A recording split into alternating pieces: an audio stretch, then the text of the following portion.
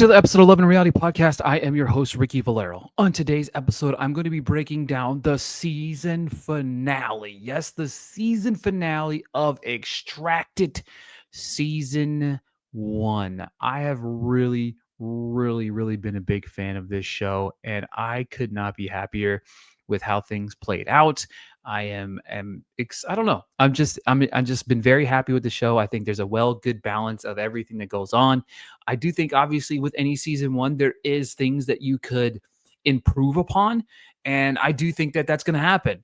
But with that being said, we are down to the final four. And I'm excited to share with you guys as you have followed along all season long. I've been recapping the episodes and I've been doing exit interviews. I will have exit interviews with the winner of the season. I will have exit interviews of the team that came in second place, which I don't want to talk about yet, obviously, because we'll talk about the winner whenever times come. And then I will have an interview with another one of the contestants. I got 3 of the final 4 to come down to the interviews with them. So I'm very excited about that. This has been a great season. I just want to shout out the folks over at Fox who've been gracious to me this entire season, giving me the opportunity to not only recap the show weekly, but to do these exit interviews. It's been very exciting. And for those of you at home who've been watching through this entire season, thank you guys so much. Again, I've got interviews tomorrow morning with the winners. And then, of course, throughout the day Tuesday, interviews with the rest of the crew. So that being said, without further ado, let's jump into the finale. As we saw last week, Haley was on the verge of being extracted, but Team Haley said, we're not pulling her from the competition. We will continue to monitor her. An important announcement is made. The biggest challenge is happening, and one family will walk away with $250,000. The announcement made Haley want to make that final push. And you know what's crazy? When you hear that, Woody feels like he's on his deathbed. Haley just not doing, Megan not doing well. Jake, Jake's Jake. But the 3 of them were like, you know what? We've made it this far. We have got to have our 133rd different wind of the competition, and we got to make that final push. An alert to the families, this final survival trial is imminent. Their success lies in their connection with their loved one. In this survival trial, they will get to talk to their loved ones. However, they must lock the satellite phone in a box and pick a code word to unlock it that they think their survivalists would be able to use. It can't be their name or survivalist names. I love that. What a great twist. Team Megan picked Scott because it's Abby's father's name, even though there was conversation about it being Dance. We'll talk about that in a little bit. Team Jake picked and thought about Brody, which is his firstborn's name, but aren't sure if it's I.E. Brody or Brody with a Y. This was funny. Team Haley picked Shark, which we've heard this throughout the entirety of the season, came in handy. Boom. Team Woody picked Trust. Should be interesting to see how that unfolds. But the race will be a series of checkpoints, and the person to get there the fastest will win the money. The first stage must use a bag or tube and paddle a mile to the lockbox. This is where the lockbox with the code words will be on. The first 2 survivals will continue immediately, while the last 2 will fail the trial and be extracted immediately. That is crazy. All right, so we have a battle early on. Haley was first out the gate strong. However, her bag busted. Jake is blown up super fast. Jake was like zooming. But Woody was the first boat in the water. Jake hit the water second, a little after Haley and Megan did follow suit. Haley kind of caught up with the guys, but Woody and Jake were the first to get on land. The first name that Woody thought of was Laura. His boys fucked up that one. His wife's name is Laura, and they didn't put her name. Ooh.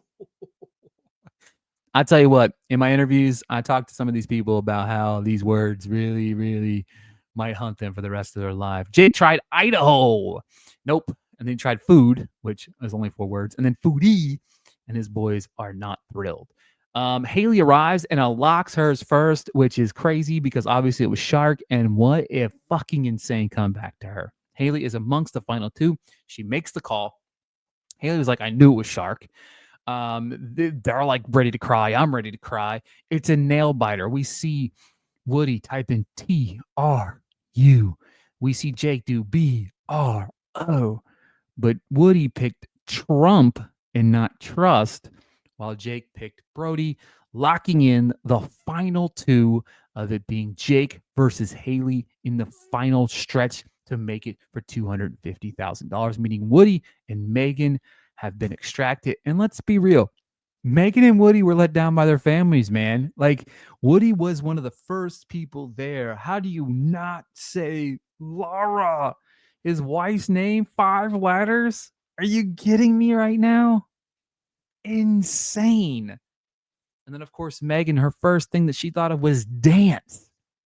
So I did ask Megan's team, was their dad? Yeah, Megan's dad, Jared, about if dance would haunt him for the rest of his life. And Megan said, it better.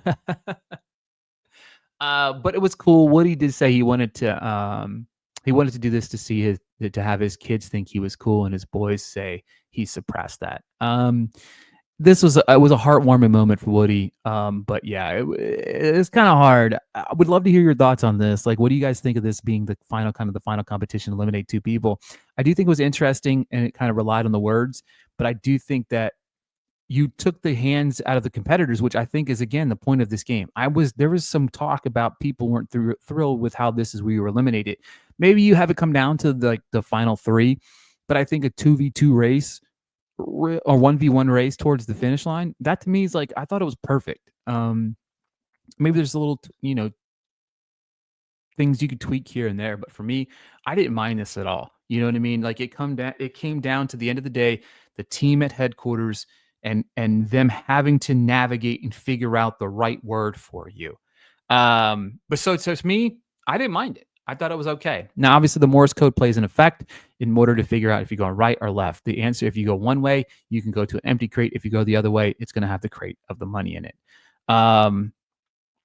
The Haley, Jake really, really gained on Haley in this moment. Like, it kind of surprised me to see her really just like strongly navigate into this.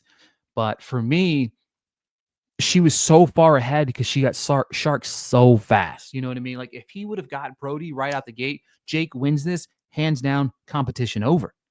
Because Jake got to the lockbox first. It was all, again, at the end of the day, the show is about survival and your team at headquarters.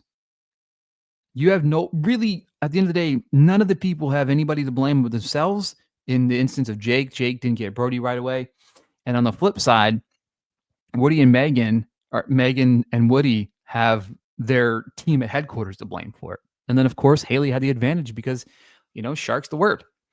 Throughout this entire thing, Jake slowly starts to gain on her. He does fall one time, and I felt bad for that guy because he like fucking tumbled, but he popped back up. You got that adrenaline pumped right there, and he was ready to lock and load. But Haley is walking. She sees the red crate. She opens the crate, and she wins $250,000 with her team.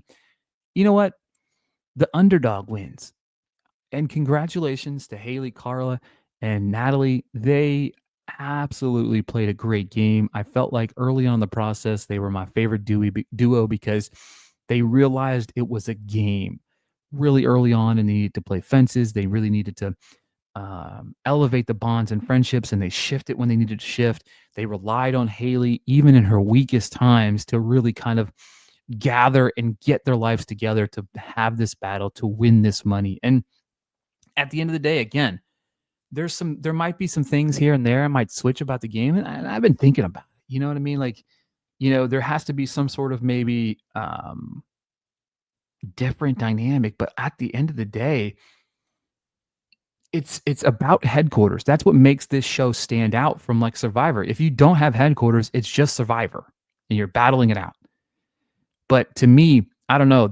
At the end of the episode, they said they're casting for Extracted season 2, which is really, really cool to see. I'm excited for a season 2. I can't wait for a season 2. I will be enamored by that. Hopefully, they film it over the summer or something like that, and we get it early next year again.